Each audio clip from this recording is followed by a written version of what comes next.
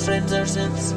So the Leica M6 is generally considered to be one of the greatest 35mm film cameras ever produced, and this is not all that controversial an opinion to have or statement to make, especially not if you look at the rapid and exponential increase in the cost of these cameras on the second-hand market. When I bought mine, it was about 10 to 12 years ago, and I think it cost me something like £600 for a mint condition camera in the nice original box and all that kind of thing, and you'd be lucky at this point to get that same deal for less than £3,000. This increase, I'm sure, has not escaped the attention of Leica, who in the past few weeks have just announced that they plan on re-releasing the M6 in some form, so I guess we'll see how that goes. Now the M6 is wonderful, it is a brilliant camera, it's a piece of photographic history, it's a pleasure to use and all that kind of thing. However, I have had some trouble with the film advance lever. Specifically, the film advance lever on the M6 is slightly different to the older M model cameras like the M2 and the M3 and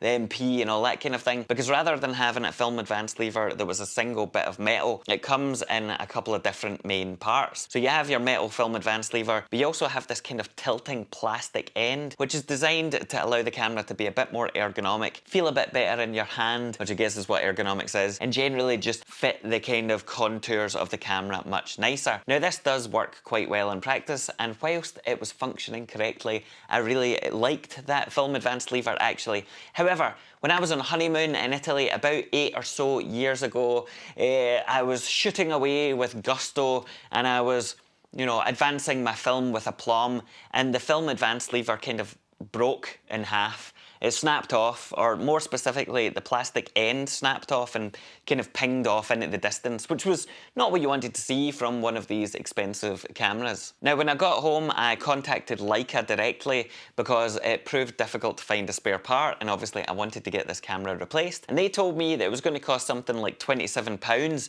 just for the wee screw bit that I needed to reattach this thing. And at the time, I didn't have a huge amount of money, and I did not want to spend £27 on a screw, so I said, screw it, I'm not going to do that, I'm just going to leave it, which in hindsight has proved to be a foolish and costly mistake, because as time went on I realised that the sharp edge of the metal that was exposed was not particularly, it didn't feel all that nice on my hand, and I contacted Leica again to try and get this replaced, but this time I thought rather than replacing it with an M6 lever, I'm going to replace it with one of the older solid metal things that you can get on an M2 or M3, because apparently they could just slot in and screw in and it would all be fine. Now Leica told me that it would cost about £85 for the part, but they would do it for free if I sent them the camera to their London office. So basically I would just pay for the part and they would do the actual work. And even though 85 quid was quite a bit of money, it seemed like a decent deal if they were going to actually do it for me so that I couldn't fuck it up. Now I had the camera all packed and ready to go to Leica in London, and then literally that week the pandemic struck. Everything in the UK shut down, and I decided that it was probably not the best idea to send off one of my beloved expensive cameras into what could possibly be a void where,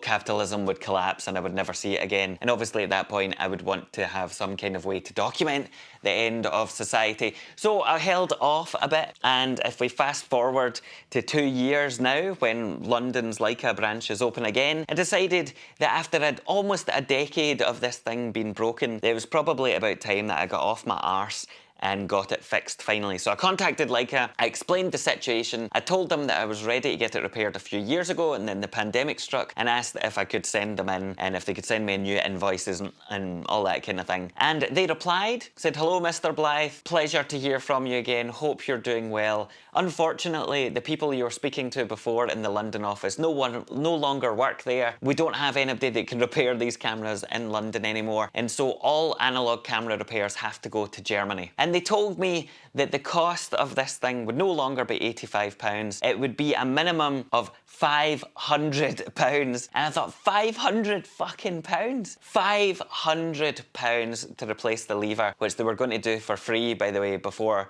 I just had to pay for the part. And the real kicker in all of this was that it wasn't going to take, maybe a couple of weeks, maybe a month or whatever, as one might expect from a camera repair shop of this type. No, they told me that it would take at least 16 weeks for them to look at the thing and tell me if they were able to do it for a start, if they had the parts in stock, and by the way, I would still have to pay shipping and import fees and all that kind of thing thanks to Brexit. So that was not what I expected, and I genuinely couldn't believe it when they quoted me this in all seriousness. I was like, what the fuck are you talking about? Now this is total nonsense, because I know for a fact that people online have replaced this themselves with no issues, and I decided that I would buy a replacement film lever myself and I would do the whole fucking job. So I ordered quite a nice brass replacement film advance lever from the US.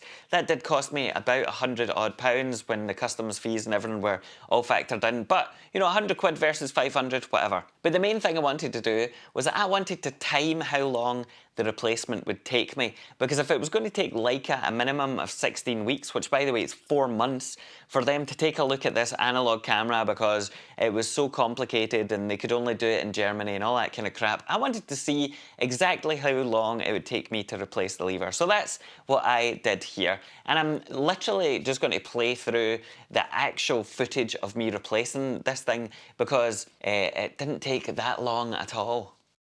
Now, whilst I'm playing through this, I'll give you a very quick explanation of what I'm actually doing, because it might not be immediately obvious. The first thing is that I had to remove the retaining ring that held the shutter advance lever in place. To do this, I ordered some special tools from China that cost me about £18. They were specifically sized to the retaining ring of the M6. However, I didn't really need to do that. To be honest, you could just use a spanner or some other tool, so long as you kind of were careful with it. I just wanted to make sure that I'd done everything I could to avoid fucking it up, because that is kind of something that I've been known to do. The next step is basically to carefully remove the shutter advance lever and keep the washer that's in there to the side. Replace the lever, put the washer back in, and then tighten up the retaining ring. It really is that fucking simple. So there we have it. That particularly complicated repair job took me about 1 minute and 14 seconds and cost me about £150, give or take. This is compared to Leica's estimate of £500 minimum, which obviously again didn't include shipping or import costs, and also an expected turnaround time of around 4 months. With all of that in mind, I guess the only thing that I have really to say here is fuck you, Leica. What a fucking joke. Now, I do have a confession to make here, because even though the replacement was incredibly straightforward and Leica's estimate was wildly out of proportion with the actual work and cost involved, I do have to tell you that it did take me slightly longer than 1 minute 14 seconds to make it perfect, because I realised that when I put the camera back together or kind of screwed things back in, the new lever was slightly loose, and I was worried that this was going to be just a natural consequence of the different type of lever. However, what I found was that I had to take off the retaining screw again. I had to bend the kind of washer in there to give it a bit more tension and then replace it. So it did take me probably about 3 minutes total, and maybe like her right, maybe that was worth £500, but I couldn't take the pressure anymore. I had to admit to you, it took me 3 minutes. I'm sorry. If you're looking to do this kind of repair yourself, don't be put off. It is so much simpler than I expected it to be. I wish I had just done this years ago when I could pick up these advanced levers for the MP so much cheaper. Hopefully this will give you the confidence to do this repair yourself.